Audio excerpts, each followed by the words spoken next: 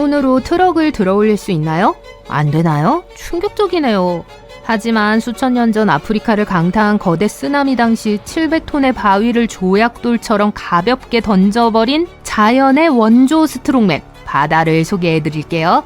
이 거대 쓰나미는 2004년 인도네시아 쓰나미와 2011년 인도 쓰나미를 어린아이들의 수영장 물보라처럼 보이게 만들 정도로 강력했습니다. 일반적인 쓰나미가 얼마나 무서운지 2011년 인도 쓰나미는 40m 높이의 파도를 일으켰습니다. 2004년 인도양 쓰나미는 그보다 약간 높은 30m 높이였지만 여러 나라에서 20만 명 이상의 목숨을 앗아갔습니다. 이제 더 심각한 상황을 상상해보세요. 오랫동안 과학자들은 그렇게 큰 파도는 공상과학 소설에서나 나올 법한 일이라고 생각했습니다. 하지만 내륙에서 멀리 떨어진 곳에서 거대한 바위 덩어리를 발견하고 계산을 해보았습니다. 약 244m 높이의 파도만이 그런 종류의 바위 파괴를 일으킬 수 있는 것으로 밝혀졌습니다. 그리고 범인이요? 말 그대로 화산이 바다로 떨어져 나가 지구 역사상 가장 강력한 쓰나미를 일으킨 것입니다. 일반적으로 쓰나미는 수중 지진으로 인해 발생합니다. 지각판들이 뺨을 때리는 싸움이 일어나기 때문이죠. 하지만 화산은요? 화산도 쓰나미 잠재력을 가지고 있습니다. 예를 들어 1883년 인도네시아의 크라카토아 화산은 폭발할 때까지 6개월 동안 쉬지 않고 분화했고 그 폭발음이 호주에까지 들렸습니다. 이로 인해 약 30m 높이의 쓰나미가 발생했습니다. 하지만 거대 쓰나미로 인한 전체 대포알에 비하면 그것은 발가락에 살짝 닿는 정도에 불과했습니다. 고대 메가 쓰나미 시대에 무너진 화산은 거대했고 단순히 무너지는 정도가 아니었습니다.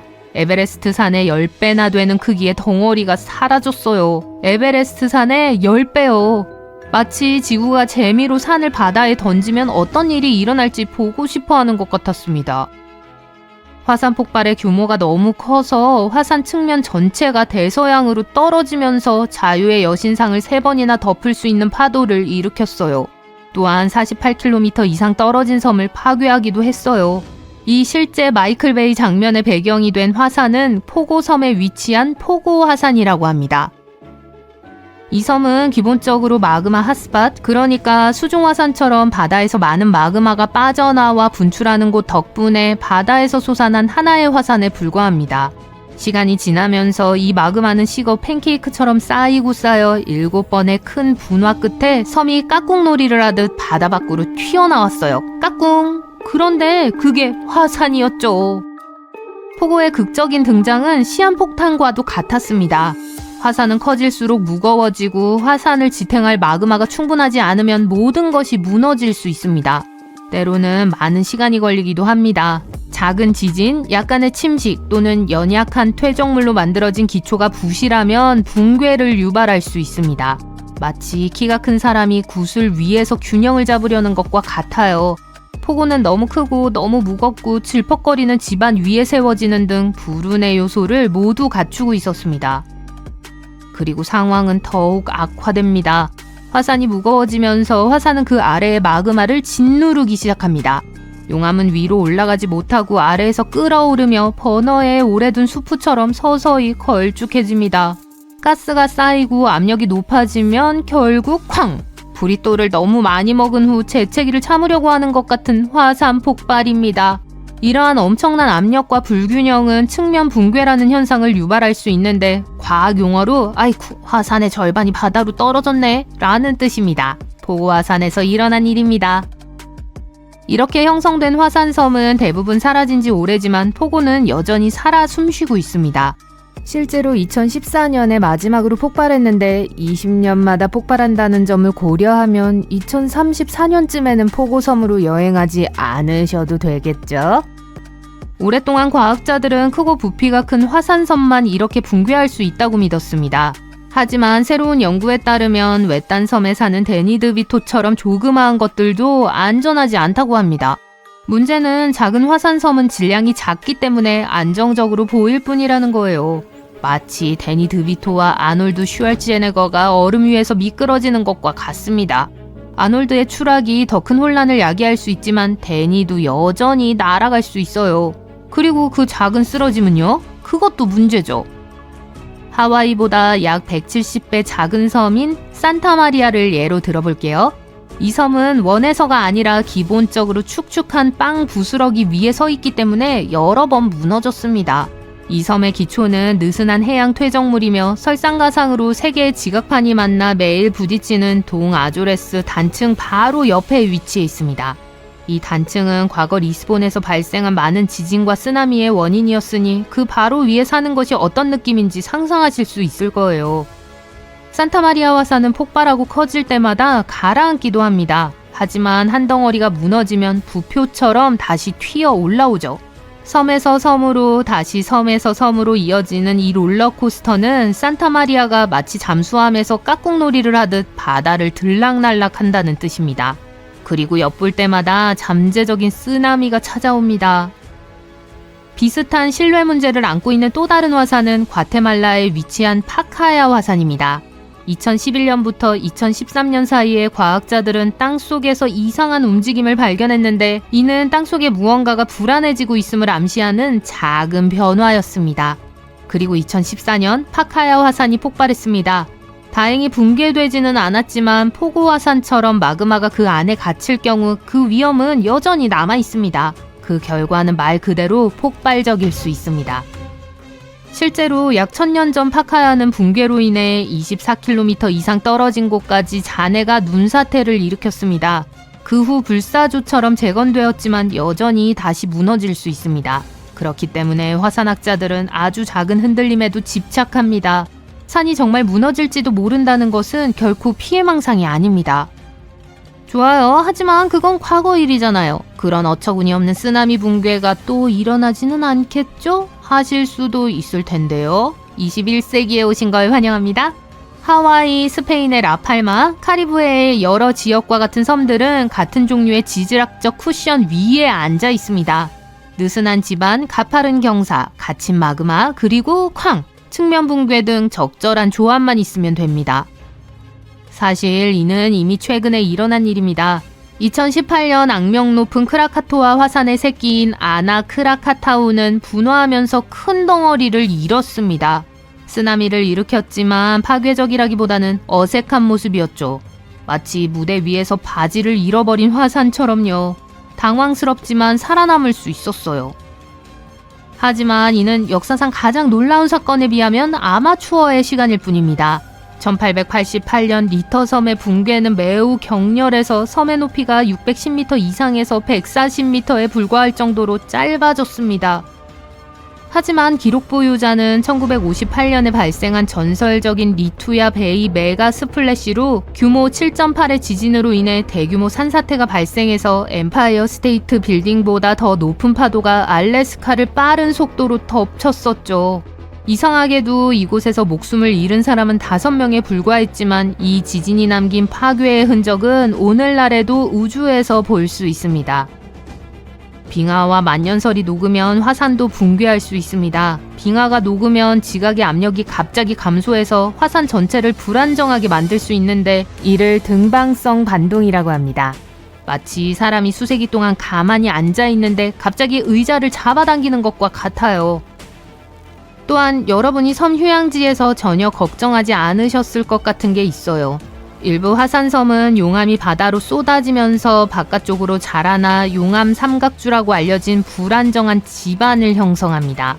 이 삼각주는 예고 없이 붕괴되어 새로 형성된 육지, 때로는 관광객까지 바다로 떠내려갈 수 있습니다. 하지만 부담스러워할 필요는 없어요. 그냥 김이 모락모락 피어오르는 새로운 땅에서 벗어나면 됩니다. 다음번에는 해변의 화산섬에서 와 여기 천국이다 하며 느긋하게 휴식을 취하고 계시더라도 화산은 극적인 장면을 연출하는 지질학적 시한폭탄일 수도 있다는 사실을 기억하셔야 해요. 고대 상크기의 포탄부터 놀라운 용암 삼각주까지 화산은 매운맛을 간직한 역사를 가지고 있습니다. 1945년 5대의 PBF 어벤져 항공기가 버뮤다 삼각지대에서 늘 하던 훈련을 위해 비행했어요.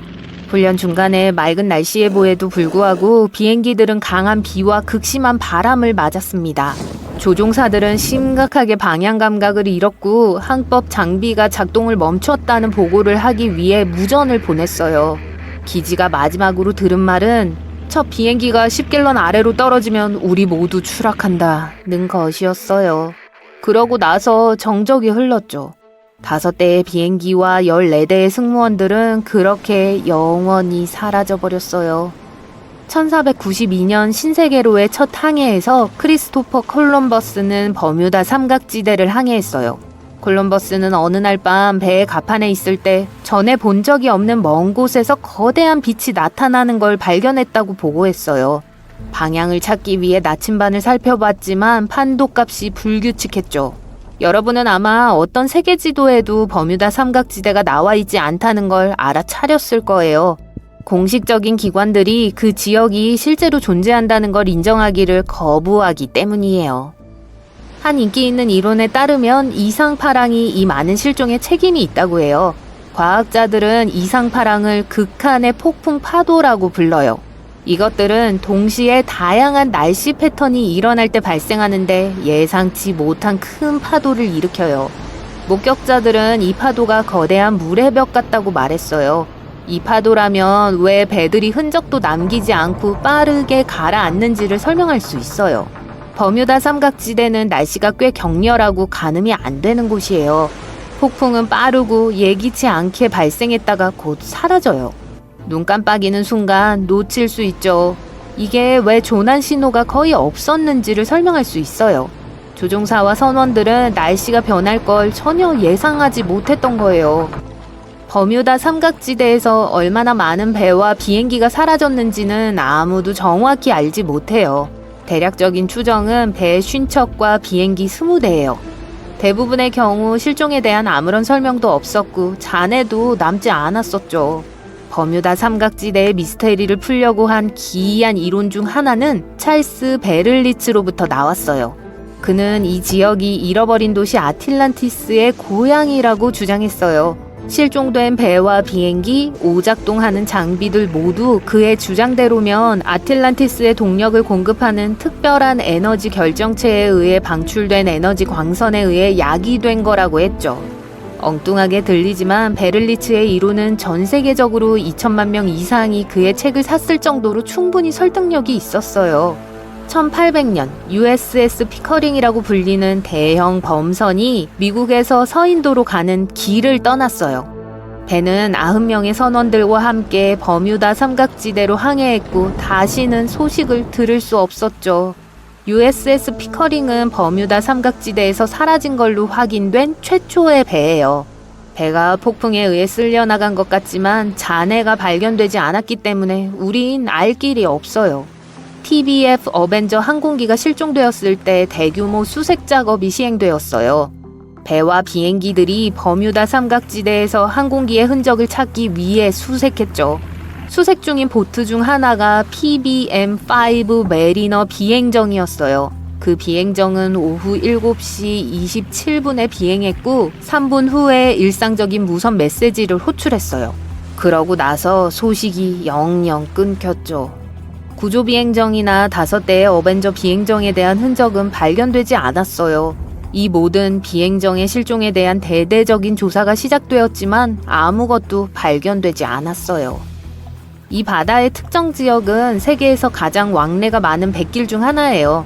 일부 회의론자들은 이 사실이 버뮤다 삼각지대의 미스테리를 풀어준다고 믿어요. 통계적으로 바쁜 지역일수록 사고와 실종 빈도가 높죠. 말이 되긴 하지만 버뮤다 삼각지대의 미스테리는 실종 빈도 때문이 아니라 설명도 또 발견된 잔해도 부족하다는 점 때문이에요.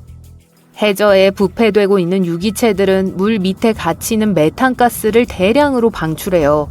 이 가스는 쌓여 있다가 쾅 하고 터질 수 있어요. 가스가 표면으로 솟구치고 분출해요. 만약 배가 터지는 곳 중 한 곳에 있었다면 물은 훨씬 밀도가 더 낮았을 거고 경고도 없이 배를 빠르게 가라앉게 했을 거예요. 과학자들은 이게 버뮤다 삼각지대의 많은 실종의 원인이 될 수 있다고 믿고 있어요. 이 이론이 엄청 말이 되긴 하지만 그럴 가능성은 없어 보여요. 미국 지질조사국은 지난 1500년 동안 이 지역에서 대규모 가스 방출이 일어나지 않았다고 밝혔어요. 해저는 자철석을 많이 함유한 바위로 이루어져 있어요. 철에 가깝죠. 자기장은 해저에 있는 높은 농도의 자철석에 반응하는데 이게 둘 사이에 일종의 충돌을 일으킬 수 있어요. 이게 종종 다양한 날씨 이상을 초래할 수 있고 결과적으로 내비게이션 문제로 이어질 수 있어요. 그리고 당연히 해저의 변화나 지구의 자기장 변화는 버뮤다 삼각지대에 많은 영향을 미쳐요. 자기장이 끊임없이 움직이기 때문에 버뮤다 삼각지대도 같이 끌고 갈 수 있어요. 이제 사람들은 삼각지대가 어디에 있는지 알기 때문에 그걸 피하는 건 쉬워요. 아마도 자기 극과 같이 동쪽으로 이동했을 거라고 생각되지만 과학자들은 아직도 그게 몇 년 안에 정확히 어디에 있게 될지는 답을 내리지 못하고 있어요. 어떤 사람들은 모든 재앙을 지구 밖의 초자연적인 활동 탓으로 돌려요. 어떤 사람들은 격렬한 자연현상 때문이라고 생각하죠. 미시건 호수에 또 다른 삼각지대가 있어요. 버뮤다 근처에 있는 것처럼 미시간 삼각지대도 몇몇 실종으로 음울한 평판을 얻었어요. 처음 기록은 1679년으로 거슬러 올라가요.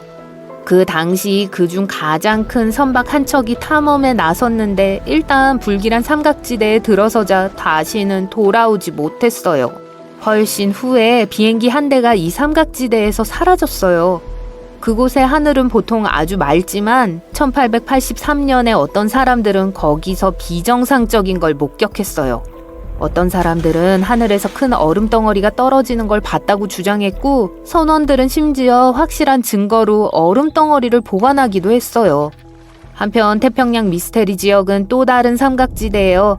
도쿄에서 멀지 않은 일본 남해안에는 수많은 배들이 바다에서 흔적도 없이 사라져 운명을 달리한 바다가 있어요. 여길 악마의 삼각지대라고 불러요. 어떤 과학자들은 이 이상현상의 원인이 환경 변화라고 믿어요. 또 태평양 삼각지대의 해저에는 메탄 수화물의 농도가 아주 높아요. 여러분은 원래 항로를 벗어나서 잘못된 방향으로 항해하고 있어요. 삼각지대 근처에는 작은 섬들이 흩어져 있는 카리브해가 있어요. 이곳의 해저는 깊지 않아요. 배는 얕은 물에 들어갈 수 있어요. 이제 배가 모래톱에 갇혔고 여러분은 자신이 어디에 있는지 몰라요. 만약 21세기였다면 배의 선장이 GPS와 다른 현대적인 항법을 사용해 해안에 도착할 수 있었을 거예요. 하지만 가장 흥미로운 건 버뮤다 삼각지대의 영토에서 자북이 이미 오랜 시간 동안 진북과 일치하지 않았기 때문에 이번에는 나침반이 제대로 작동할 거라는 거예요. 무평각선은 여기서 멀리 떨어진 곳에 있어요. 지금은 내비게이션에 아무 문제가 없어요. 하지만 어떤 이유에서인지 여기가 배들이 사라지는 곳이에요. 사실 여기뿐만이 아니에요. 대서양 전역에 걸쳐 수많은 배들이 사라진 곳들이 있어요. 버뮤다 삼각지대는 이런 곳 중 상위 10위 안에 들지도 않아요. 여기서 많은 배들이 사라지는 주요 이유 중 하나는 대서양에서 가장 인기 있는 선박 항로 중 하나가 버뮤다 삼각지대를 통과하기 때문이에요. 그리고 한 곳에 더 많은 배가 있을수록 난파선도 많아지죠. 간단한 확률이죠. 그러다가 점점 이상해져 가요. 다른 이론에 따르면 이 지역에 시공간의 틈이 있다고 해요. 배와 비행기가 이 틈으로 빠져 들어가 과거나 미래로 가게 된다는 거죠. 하지만 어떤 이유에서인지 이 이야기에 대한 단 하나의 증거도 없어요. 어딘가에 틈이 숨겨져 있다고 생각할 이유가 없어요. 외계 문명기지가 버뮤다 삼각지대에 위치해 있다고 해요. 다른 은하에서 온 방문객들은 선원들과 같이 배를 훔쳐 아무도 배의 잔해를 찾지 못하게 하죠. 이것 또한 과학적 근거가 없는 널리 알려진 신화예요. 삼각지대 어딘가에 크라켄이 살고 있어요. 이들은 배를 침몰시키는 거대 오징어이자 선원들 사이에 내려오는 전설이죠. 하지만 거대 오징어는 바다 깊숙한 곳에 살아요. 기차의 반 정도 크기까지 자랄 수 있지만 오징어가 큰 배를 침몰시켰다는 사례는 기록된 적이 없어요. 그리고 버뮤다 삼각지대에는 한 번도 보인 적이 없어요. 옛날 사람들은 이 생명체들의 존재를 몰랐기 때문에 이걸 처음 봤을 때 거대하고 끔찍한 괴물로 묘사한 거예요. 대왕 오징어는 지구상에서 가장 찾기 힘든 생물 중 하나인데 과학자들은 이들을 찾기 위해 수중 음파 탐지기 장비를 써야 했어요.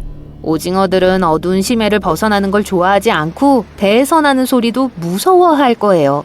그러니까 오징어가 용의자라는 건 오해겠네요.